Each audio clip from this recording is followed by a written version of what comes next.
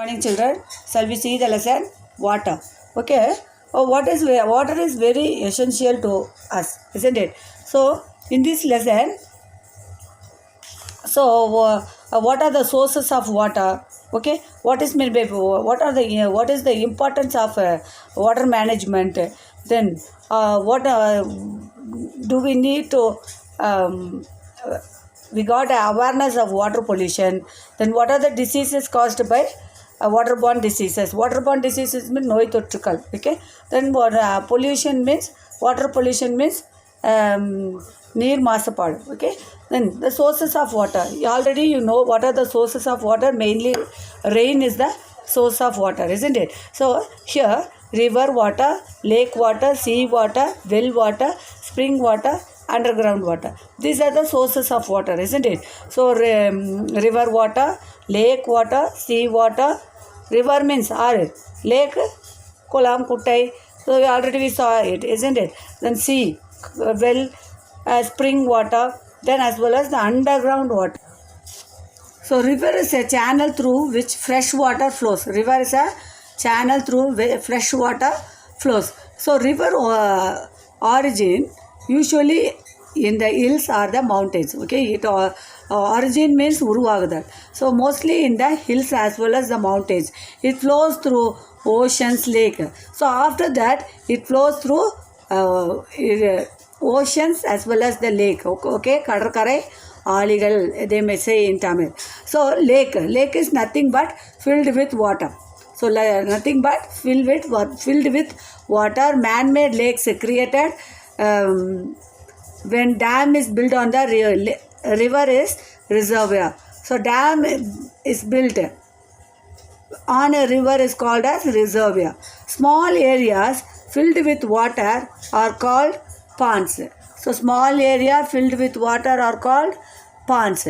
Rivers, streams, groundwater, rainfall, melting snows are combination of these. So pond, what are the combination means? Rivers, streams, groundwater, rainfall, melting snow are the combination of sources of water in the lakes. Okay, reservoir and ponds are less amount of salt.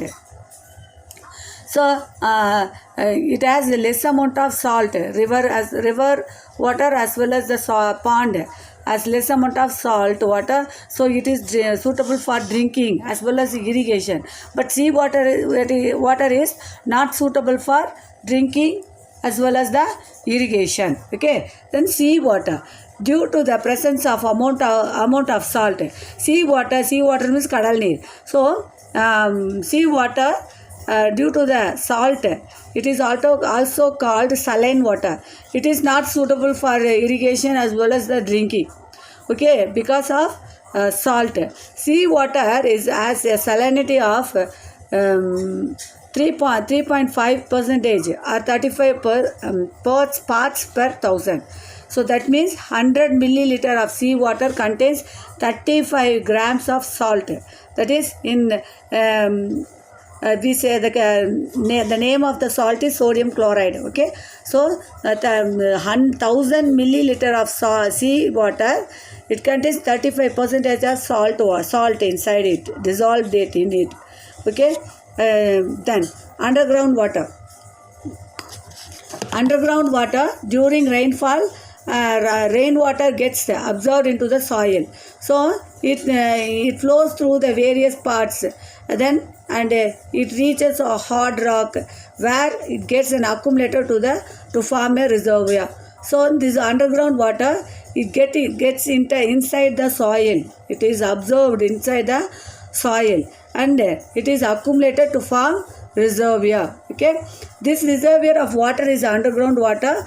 This may contain soluble salts of calcium, magnesium.